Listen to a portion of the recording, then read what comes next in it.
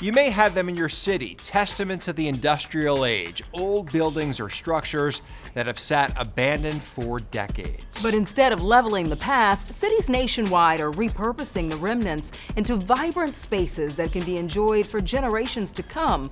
But it's complicated. Reporter Josie Sturman takes us to the state of Washington to see how they're working to take a toxic site and turn it into something more inspiring. When you think Seattle, you think Space Needle, seaplanes, and Starbucks. But there's another part of the city's story that's just as central. In some ways, it's a reminder to the folks of what was here in the past. What was still is, at least on the shores of Lake Union, where echoes of the Emerald City's past cast coffee-colored shadows. These dark towers stand in the heart of the city, monuments of an industrial boom that literally brought light to Seattle. For decades, they were used as part of a gasification plant, burning coal to create gas that illuminated the city. There's always folks who are like, why don't you get rid of those old towers? But instead of tearing down these rusted remnants, city leaders sought a cleaner future in what is now known as Gasworks Park. There's a certain, attraction to be able to reuse it and, use these artifacts and kind of tell a story of what was here before. It's a complicated tale. It started when the plant shut down and the city bought the land in the 1960s for use as a park. Places like this show us possibility.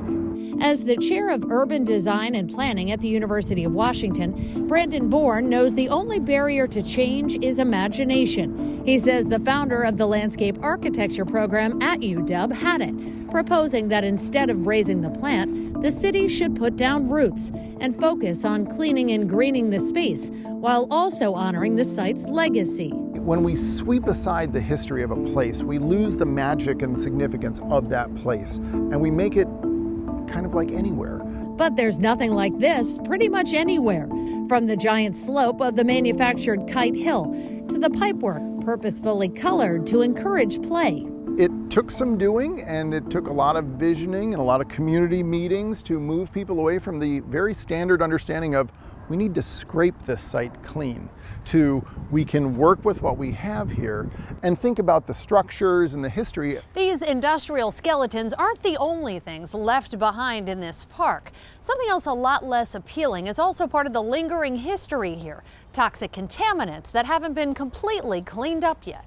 Tell us, what kind of hazards existed at this site? What made it dangerous at one point? Well, there were a lot of byproducts from coal gasification. A lot of that is petroleum hydrocarbon type things. To put it simply, those things were hazardous toxins from the plant that tainted the soil and water.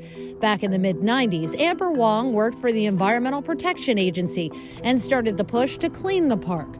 Almost 40 years later, she's retired, but the work's still ongoing.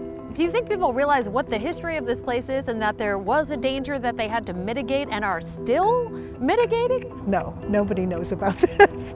I mean, it's one of the amazing things to me because people love this park. It's kind of ironic because you've got these structures that are clearly industrial and people just don't think about it, I bet. Some even as they step by the not-so-subtle reminders, signs that point out the park's toxic past, especially along the waterfront, is still very much a current problem. It's a bit like a twister board of contamination. It's not consistent throughout. Some areas are clean, some areas have contamination. The effort still has a few more years to go, with a few select areas still being remediated. Project leaders say the risk, even in those spots, remains low, with millions spent to make sure the park is a safe space in the city center. This is not a place where people live. For the way that it was remediated, this is a perfect use, or this is a perfect use given that type of remediation. They were married together.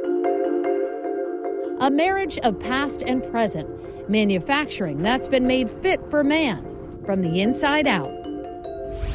While people in Seattle can marvel at the beauty of Gasworks Park, Atlanta and New York have both used relics of their industrial past to support their city's future growth. In Atlanta, the Beltline transformed neglected railroad tracks into a 22-mile walking loop that connects dozens of neighborhoods, businesses, and public spaces.